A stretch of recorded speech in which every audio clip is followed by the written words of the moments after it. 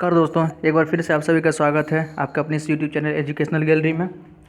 पिछले वीडियो में जूलॉजी हम पेपर 4 का डिस्कशन कर रहे थे, बीएससी पार्ट 2 के सिलेबस के बारे में। टेक्निकल इशू के कारण कुछ वीडियो स्टॉप करना पड़ा, तो उसी को हम आगे कंटिन्यू करते हैं दोस्तों। ठीक है, ग्रुप ए का वहाँ पर पेपर 4 में पेपर 3 के बारे में हम प्रीवियस वीडियो में हम डिस्कस कर चुके हैं।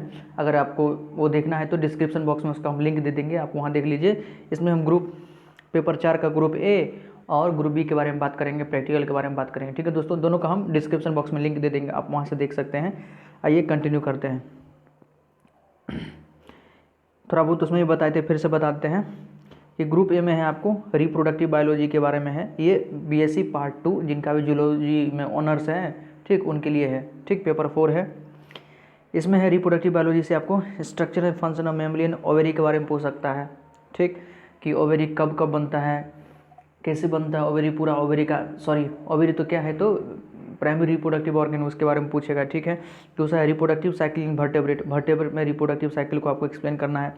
तीसरा है पार्चुरेशन एंड इट्स रेगुलेशन, कि पार्चुरेशन कब होता है, कैसे होता है, फर्स्ट मंथ ऑफ प्रेगनेंसी में क्या बनता है, सेकंड मंथ ऑफ प्रेगनेंसी में क्या बनता है, थर्ड मंथ ऑफ प्रेगनेंसी में क्या बनता है, इसी के 9th मंथ तक कैसे कैसे ये जो फीटस एम्ब्रॉय के अंदर डेवलप करते रहता है, उसके बारे में लिखना है। उसके बाद एक पार्चुरेशन इजेक्शन रिफ्लेक्स आता है, फीटस इजेक्शन रिफ्लेक्स, वो किस किस हार्मोन के कारण होता है, वहाँ ऑक्सीटोसिन का किस प्रकार से रोल है, इस हार्मोन के बारे में बताना है। तो ये पार्चुरेशन के अंदर ये सब कंटेंट है, बस आपको कंटेंट देख लेना है।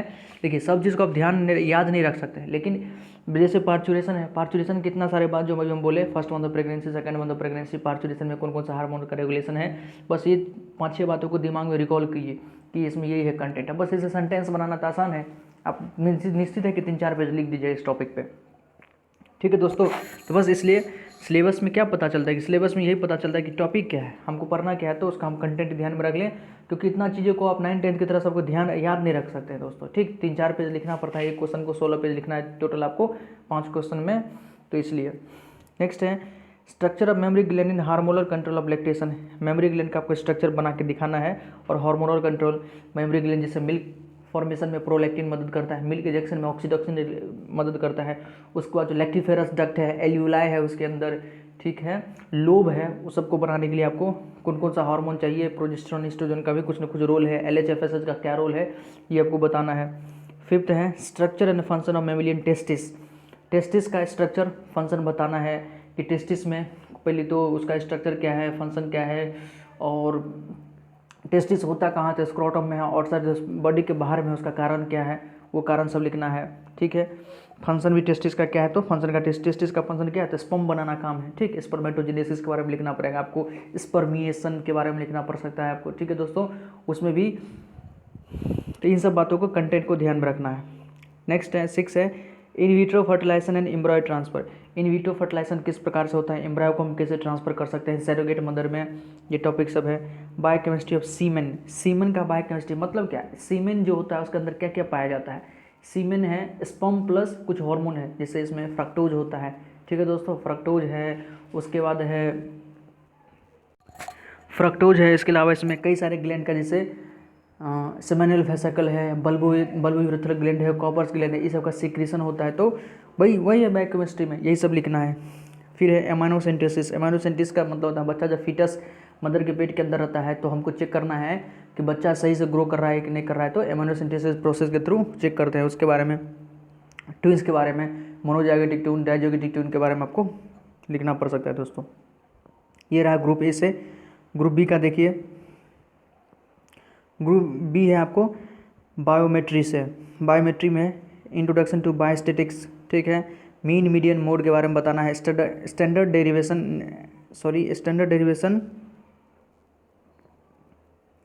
Standard error, analysis of variance, probability distribution and their properties, chi square test and student I test, correlation और रिग्रेशन, ये है बायोमेट्री के अंदर। ठीक है दोस्तों, पेपर 4 में बायोमेट्री से भी आता है क्वेश्चन, तो इसको आपको देख लेना है। फिर है जूलॉजी ऑनर्स वाले का जो प्रैक्टिकल होगा 50 नंबर का, दोनों पेपर मिला के, पेपर 3 पेपर 4 मिला के, उसमें क्या क्या है, तो diagrammatic representation afferent efferent blood vessels, cranial nerves, internal urophysis, mounting of the material provided. Third है स्पॉटिंग बोन्स का, frog, varanus, birds, mammals, museum specimen first, slides histology second, embryology, biometry, mean, median, mode, standard derivation, standard error. Next है class record and field work. Fifth है viva voce. ठीक है, Y आपसे आसान सा question पूछता है वाई, उसके डरने की वाली बात नहीं है। नोटबुक आपको बना लेना है, कम से कम नोटबुक में 5 प्रैक्टिकल, जो भी आपको प्रैक्टिकल का बुक है उसमें से 5 प्रैक्टिकल बना लेना है नोटबुक, और वहाँ जो वाइवा लेगा बहुत आसान वाइवा सब पूछता है दोस्तों। ठीक है, तो आसानी से हो जाएगा। तो ये कुछ सिलेबस था, पेपर 3 पेपर 4 मिला के दोनों। ये वीडियो तो इसमें पेपर 4 है, पेपर 3 का वीडियो आपको मतलब डिस्क्रिप्शन बॉक्स में उसका लिंक हम दे देंगे दोस्तों। ठीक, कॉपी कैसे लिखना है फिर से हम चर्चा कर देते हैं। चाहिए कोशिश कीजिए कि हैंड राइटिंग आपका बढ़िया से बढ़िया हो, जितना बढ़िया आप हैंड राइटिंग का प्रैक्टिस कीजिएगा उतना अच्छा नंबर मिलेगा। ठीक है, डायरेक्टली प्रोपोर्शनल है number, directly proportional to handwriting. दूसरा बात, नंबर और किसके डायरेक्टली प्रोपोर्शनल है, कंटेंट। अच्छा आपका कंटेंट होना चाहिए, आप जिस भी टॉपिक पे लिख रहे हैं, ओवरी के बारे में लिख रहे हैं, टेस्टिस के बारे में लिख रहे हैं, इन विट्रो फर्टिलाइजेशन के बारे में लिख रहे हैं, तो उसके बारे में आपको सब चीज़ पता होना चाहिए। जैसे इन विट्रो फर्टिलाइजेशन में गिफ्ट क्या होता है, जिफ्ट क्या होता है, ठीक, इन विवो क्या होता है, इन सब के बारे में आपको जानकारी होना चाहिए। बस ये से टॉपिक सब देख लीजिए कि जैसे गिफ्ट, जिफ्ट और इसके अंदर क्या क्या है, आप हल्का पढ़ लीजिए एक दो बार, निश्चित है वहाँ रिकॉल हो जाएगा। सब चीज़ को आप ध्यान नहीं रख सकते, बार बार हम वही कर रहे हैं, बस कंटेंट आप ध्यान में रखें, आप लिख पाइएगा। ठीक है, तो कंटेंट अच्छा से लिखें। मैक्सिमम पेज में 16 पेज होता है दोस्तों, तो 16 पेज में से आपको कम से कम 14-15 पेज लिख दीजिएगा। 16 पेज लिख दिए तो और अच्छी बात है, नहीं तो 14-15 पेज तक तो आपको लिख के आना है, अच्छा नंबर देगा दोस्तों। ठीक है, तो ये सब कुछ बातें थी, ये सब ध्यान में रखना है दोस्तों। ठीक है, तो वीडियो कैसा लगा प्लीज़ चैनल को सब्सक्राइब कमेंट करें, और कोई भी दिक्कत हो, कोई भी चीज़ पूछना हो तो कमेंट सेक्शन में आप वहाँ से हमसे पूछ सकते हैं, या डिस्क्रिप्शन बॉक्स में अपना व्हाट्सअप नंबर भी दे देंगे, आप डायरेक्ट हमको वहाँ पर मैसेज कर सकते हैं दोस्तों। ठीक है, एक थोड़ा सा ये हम अपने तरफ से बताना चाहते हैं कि अगर अगले साल आप जीएस का, मतलब जैसे नेक्स्ट ईयर आपका थर्ड पार्ट होगा, तो थर्ड पार्ट जो होगा उसमें एक जीएस का पेपर होता है, उसमें पूछते रहता है क्रांति के बारे में। जैसे इसी बार जिसका है आप पता कर लीजिए, नीली क्रांति, लगभग सबके पेपर में कि नीली क्रांति किसको कहते हैं, तो नीली क्रांति मत्स्य उत्पादन, जो मछली उत्पादन ना, उसको दोस्तों नीली क्रांति कहा जाता है। तो प्रत्येक साल, इस साल नीली क्रांति पूछ लिया, हो सकता है हरित क्रांति पूछ ले, श्वेत क्रांति पूछ ले, तो आपको जानकारी होना चाहिए कि किस क्रांति में क्या है। तो उसी को डिस्कस करते हैं। हरित क्रांति, ग्रीन रिवोल्यूशन जिसको कहते हैं दोस्तों, उसमें खाद्यान्न उत्पादन को बढ़ाया गया था। खाद्यान्न उत्पादन मतलब ये जो हम लोग खाने वाला चीज़, जो फसल है, गेहूँ चावल, इसमें ग्रीन रेवोल्यूशन में आता है। श्वेत क्रांति के नाम से किसको जाना जाता है, दुग्ध उत्पादन, मतलब दूध के जहाँ जो प्रोडक्शन, उसको श्वेत क्रांति कहते हैं। पीली क्रांति, तिलहन, सरसों, जो जितना भी मस्टर्ड ऑयल, जैसे मस्टर्ड है, सरसों है, तिलहन है, या जिससे भी तेल बनता है, तेल का खेती जो होता है, उसको पीली क्रांति के नाम से जाना जाता है। जैसे अभी हमारे यहाँ तो हरित क्रांति तो बहुत ज़्यादा फल फूल रहा है, इसलिए चावल गेहूँ तो बहुत ज़्यादा अवेलेबल है, हम एक्सपोर्ट भी कर लेते हैं थोड़ा बहुत।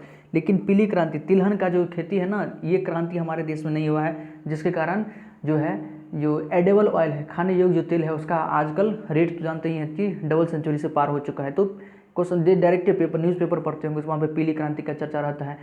ठीक, आप अगर टीवी देखते हो, वहाँ पर पीली क्रांति का चर्चा होते रहता है, तो थोड़ा आपको पीली क्रांति के बारे में पता होना चाहिए। नीली क्रांति मत्स्य उत्पादन को बोलिए दिए। गुलाबी क्रांति झींगा, प्रॉन को प्रोडक्शन को कहते हैं। काली क्रांति पेट्रोलियम के प्रोडक्शन को कहते हैं। लाल क्रांति से किसका संबंध है, तो टमाटर या मांस से है। रजत क्रांति फार्मी अंडा, जो फार्म का अंडा होता है, उससे संबंध है। भूरी क्रांति खाद्य प्रसंस्करण। बादामी क्रांति मसाला उत्पादन। स्लेटी क्रांति सीमेंट से है। गोल क्रांति का संबंध आलू से है।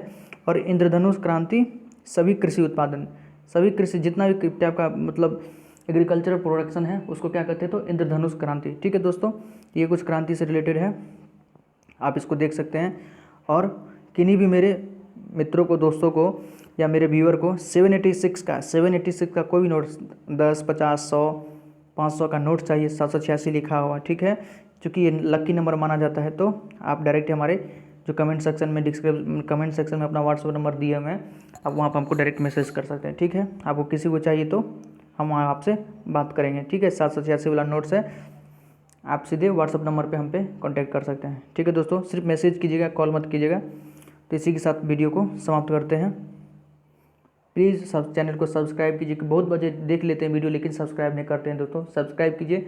कुछ मन में क्वेरी हो कमेंट कर सकते हैं आप कमेंट सेक्शन में आप, ठीक है, और लाइक भी कीजिए, अपने दोस्तों को भी बताइए। ठीक है दोस्तों, जो दूर दराज गाँव में रह रहा है तो उसको भी सिलेबस पहुँचाना चाहिए। ठीक है दोस्तों, ताकि वो भी अपने अच्छे से तैयारी कर पाए, क्योंकि अगर आप जुगाड़ आप देख रहे हैं कि एग्जाम में जुगाड़ कर लेंगे तो ऐसा संभव नहीं है। इतना एग्जाम टाइट ले रहा है, आप किसी से पूछ सकते हैं, बहुत एग्जाम टाइट ले रहा है दोस्तों। तो आप खुद से अपना जितना तैयारी कर पाइएगा उतना अच्छा लिख पाइएगा, ठीक है। ऑनर्स पेपर मायने रखता है, ऑनर्स में अगर अच्छा नंबर नहीं आया तो आपका ग्रेजुएशन फिसल सकता है दोस्तों, ठीक है। तो ऑनर्स को अच्छे से कीजिए। सब्सिडी तो जैसा भी हो उसमें कोई दिक्कत नहीं है, थोड़ा बहुत चलता है, लेकिन ऑनर्स में खुद का तैयारी पर विश्वास रखिए, इधर उधर की तैयारी पर नहीं दोस्तों, ठीक है। तो प्लीज़ चैनल को सब्सक्राइब करें। धन्यवाद।